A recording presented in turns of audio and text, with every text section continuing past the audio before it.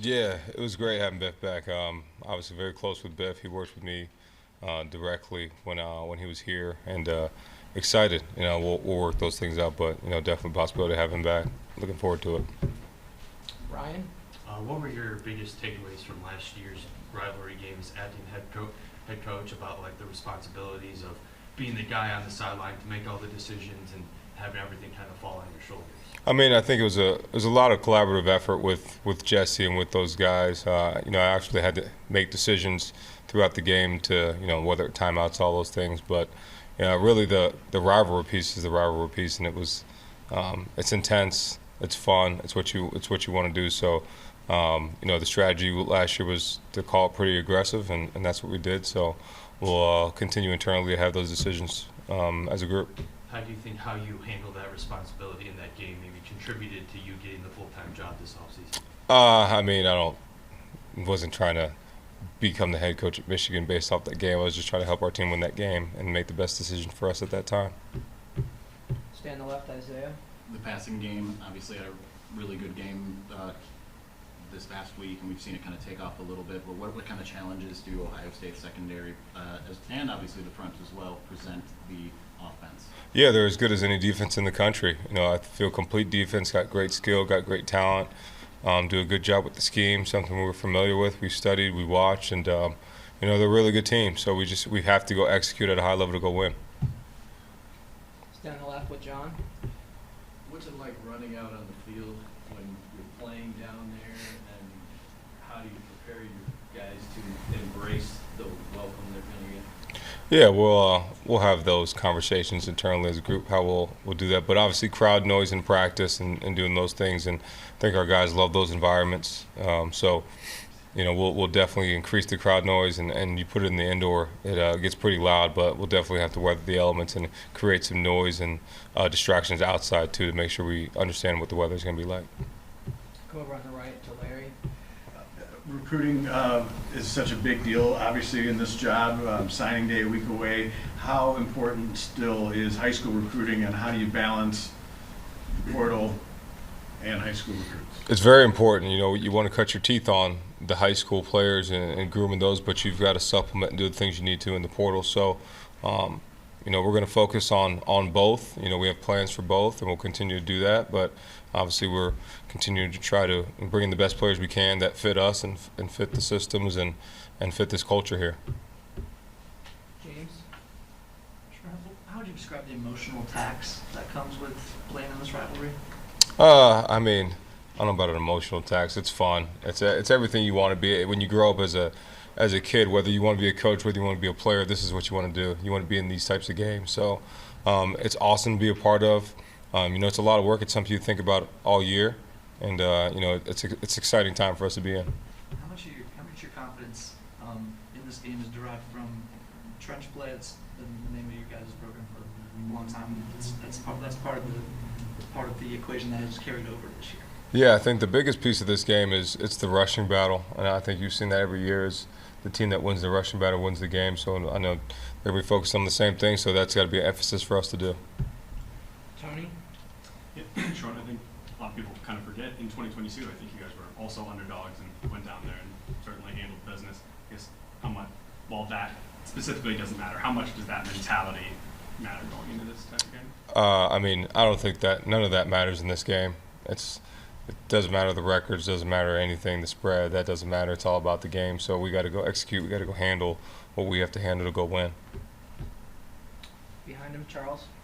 Yeah, with the defensive front being kind of the strength of your defense, and then their offensive line being relatively depleted with injuries, you mentioned the running game being an emphasis. How can you win that battle?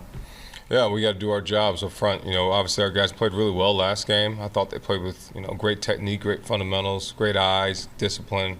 So they've got to do that this game and do it at an even higher level. So they'll be prepared. The guys have been in since the game broke, watching film and doing those things, and as they are every week. So really excited about that matchup. What did you see from those guys against Northwestern? It seemed like TJ and Josiah and everybody was getting off on the edge, and then in the middle too, they had a big impact. Yeah, those guys they played really well. They played really well together, played as a unit. You saw those guys really come together even more with 6 sacks in that game. I think TJ had 1, Josiah had 2, KG had 1, Mace. I mean, so like those guys played really well together, and it was good to see. Going right here, Austin. Sherrone, any updates on Colston or Will? Do you anticipate having either of them? Yeah, we'll see. I think Colston's trending in a good direction. We'll get a better feel in the next couple of days, and same thing with Will. So we'll see. In the back right there, Aaron. Sure, you've been on both ends of this spectrum, Ohio State game, wins and losses. Mhm. You found a singular message that works for the team going into this week.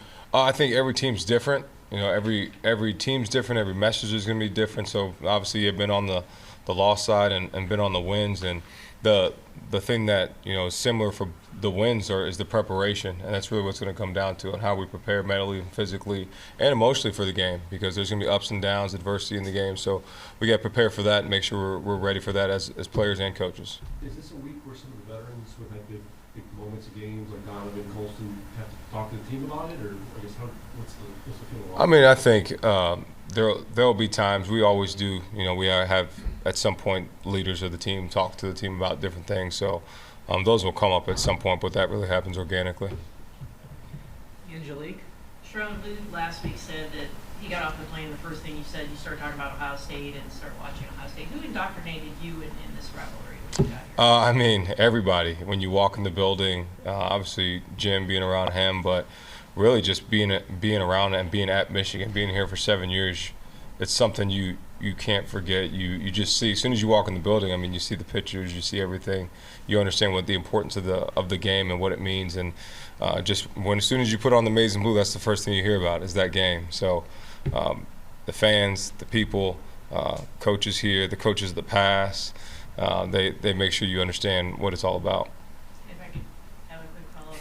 Tyler Morris, what have you seen from him? He's sort of been having sneaky good performances. Yeah, really good. I think career high in targets, 10 and 7 catches. Played really, really well. Really sound. Just keeps doing things really good, and I'm excited for him for this game as well. In front here, Larry. Can you describe what kind of opportunity this is for the team to put a stamp on the season and to some extent make the rest of the season forgotten? Yeah, I mean, I think we're not going to forget about what's happened, but I think we're using as motivation, for this game, and this game means a lot. It's just every year it means that much, and each team could be 0-11 or 11-0, and the records go out the window in this game, and you really just care about winning the game. So that's what our guys are focused on, and doing everything we can to go win. All the way right here, Joe. Do you feel like you're playing your best ball right now going into the big game? Yeah, it feels like it. Got to go prepare though, so you can't rest off the laurels of the last game and be satisfied. You still got to stay hungry, and that's what we got to go do. Tony. I don't remember what I was going to ask. Nice. I forgot I asked the second one. James. Sure.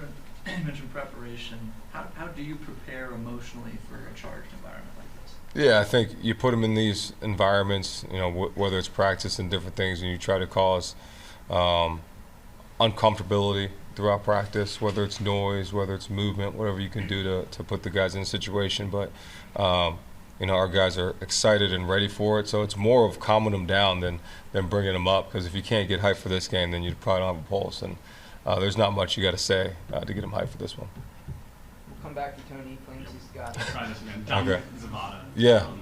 I mean, I don't know that you need to campaign for him, but it feels like Luke Rosa is in the. Yeah, I same mean, seat, right? he's outstanding. He's been that way since he's gotten here, and I don't know what the other kickers are doing around the country, but I'm not sure it's anywhere close to Dom. So whoever's out there listening, you should give the award to him for sure. On the left, Ryan. Do you anticipate Jair Hill starting at corner on Saturday?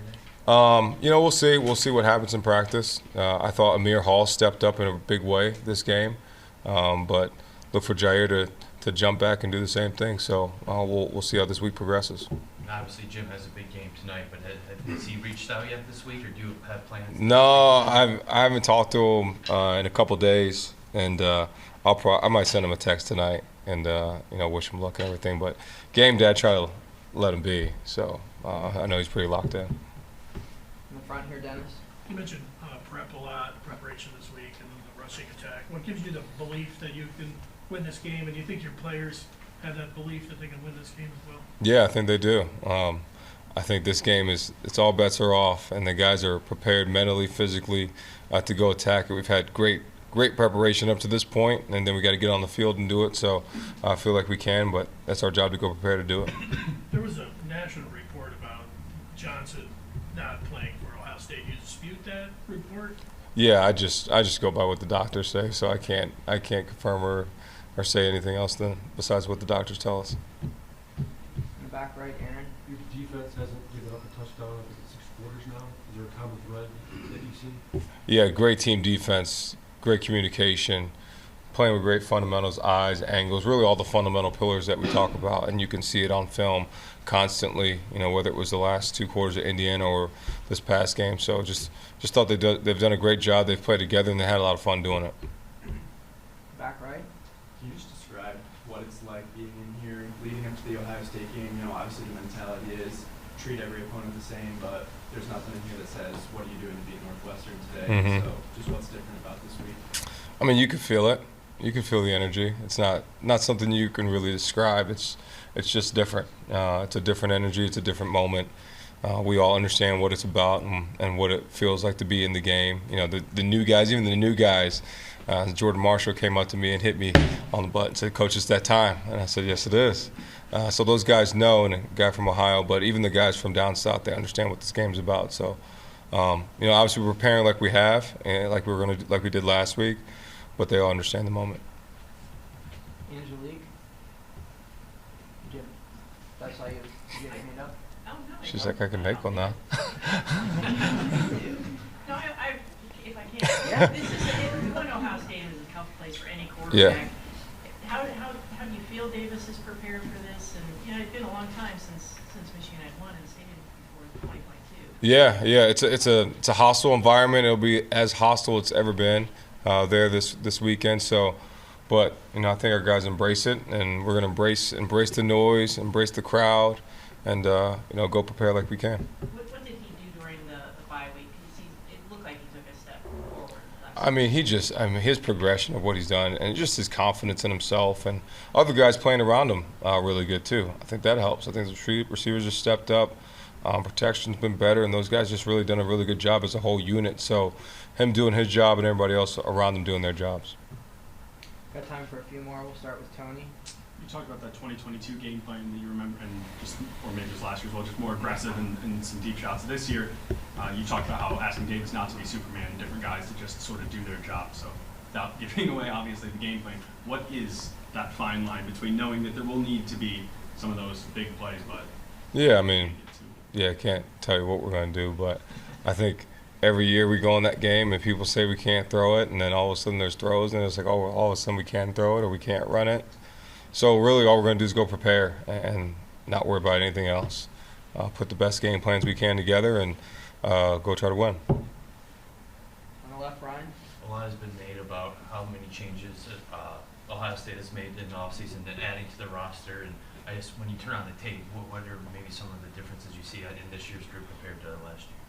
I mean, last year they were really good too. So, I mean, people make all these references of it's different. I mean, last year they had Marvin Harrison. Now they have Jeremiah Smith. The defense is mostly the same guys except for Caleb Downs. So, quarterback's different. He's playing really, really well, really efficient. And then they have another running back in there. But the other guy that they had running back was really good. So they're still a talented team. It's not like they have lost talent or they weren't as talented last year. They have that. They're just playing really good together. And right here, Austin. Do you lean on Tony Alford anymore this week, or does he have any insight into the other side of this rivalry this week? I mean, he's just going to add the value that he's continued to have. Obviously, he knows the building. He's been in there, and obviously we'll have conversations about that. But really, just everybody's going to do their job and the best of their ability to help us win. Last question, Larry. You discussed the challenges that they present at wide receiver. Yeah, I mean, as good as a wide receiver crew you'll see in the country, probably. We saw a great one with Texas and Oregon, and this one is probably as good or better. Jeremiah Smith is as advertised. He's big, he's strong, he's fast, can make all the tough catches. So we got to do a great job disrupting him. And then, you got Emeka Mbuka, you got Carnell Tate, you got Brandon Ennis. So they got a lot of threats out there. So we've got to do a good job making it uncomfortable for the quarterback to distribute it to them, and then not getting them, in their comfort level. So they're going to make plays. They always do, and they will. But we got to limit those plays.